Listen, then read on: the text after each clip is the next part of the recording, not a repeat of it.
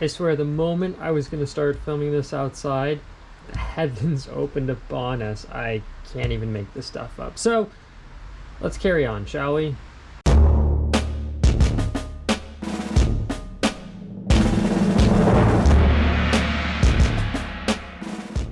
So in this episode of Make It With Calvin, I'm going to be taking you through the process of how I make latex rubber rock molds for my train layout. Literally all we're going to use is just some liquid latex. This I just grabbed over at the hobby shop. You're going to need some just cheapy chip brushes.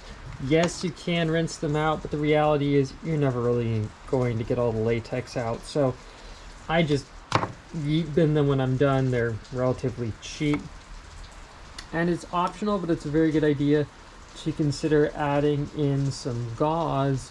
In this case, this is like some gauze bandaging. It's a little thicker than what I had originally wanted, but it works fine, just to help strengthen the molds up. If you're only going to use it like 2 or 3 times, you can get away without it, but I actually intend to save these because it is a little bit of work to make the molds, so I figured, why not? So first things first, besides the materials, you're going to need some rocks. Now, this big boy right here is big. I dug it out of the rock pile in my parents' backyard. It already yielded me, I did it as one giant mold, one on this side and one on this side. And it's nice because it has a lot of unique features, but as a mold, it can be positioned a couple of different ways and work fine.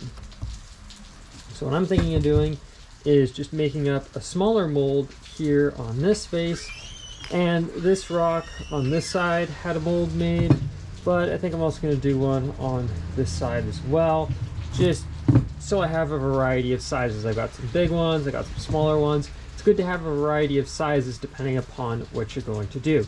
So the first step is, these rocks have already been cleaned. Everybody has their favorite method. I just took a dry scrub brush and scrubbed it down. The next step is we're going to need to apply the rubber to this. Now, I'm not necessarily going to show that, but one technique that I found that helps is to stipple the rubber into the rock. Now, keep in mind, the first layer of rubber is the most critical, so if there's a lot of voids, you're not going to get as good of an impression of the rock, but then again, it doesn't need to be perfect. So, just some things to keep in mind. When that is done, I'm probably going to apply 2 or 3 more layers, and given the conditions today, it's probably going to take about an hour or 2 between the layers to fully dry. It goes from a milky white color to somewhat of a translucent yellow, so that's your clue. Then we'll come back when it's time to put the gauze on, and I'll show how I do that. And then we'll probably apply 1 or 2 more layers off camera. We'll come back on camera and peel it off, and we'll be done.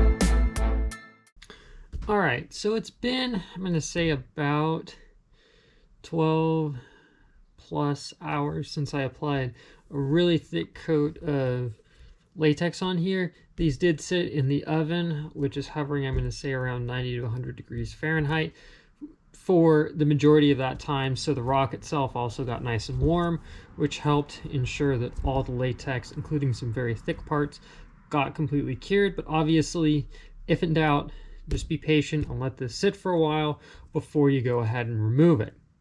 That said, to remove it is pretty simple. Just find an edge and just gently peel up, and you'll hear this really satisfying peeling sound.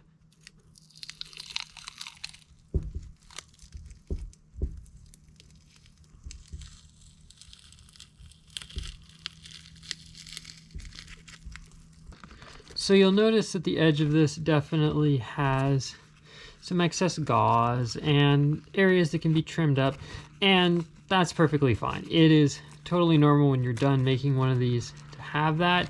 I'd much rather make the mold a little bit bigger than what I need and trim it down versus having it too tiny and going, gosh darn it, I wasted all that latex, which is really the expensive part. The gauze is cheap in comparison, and I should have made it a little bit bigger.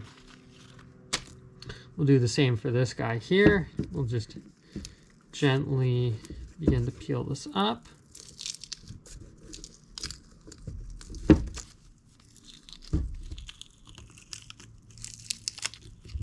And if a little bit of the latex ends up staying behind on the rock, that's perfectly fine. The reality is, obviously,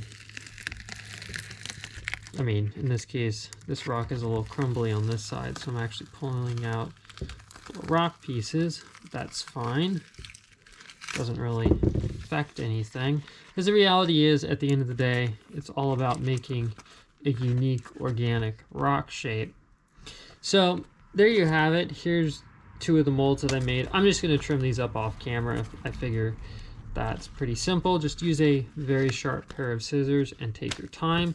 But that is how I've made rock molds from naturally existing rocks. Now, if you don't want to go through all this effort, you can buy pre-made rock molds. But quite honestly, if you're trying to model, you know, a certain area that has a certain geologic formation, or you just want a fun side project, I would say it's well worth it. I mean, I spent about, I'm going to say about $20 for this container of latex, and I've made a lot of molds with this, including the very big ones of this.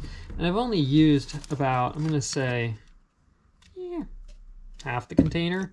So, you know, something to keep in mind. You can, I mean, Woodland Scenics and other companies do sell pre-made rock molds, and there is absolutely nothing wrong with them. I don't judge people either way if they purchase a rock mold or they build their own.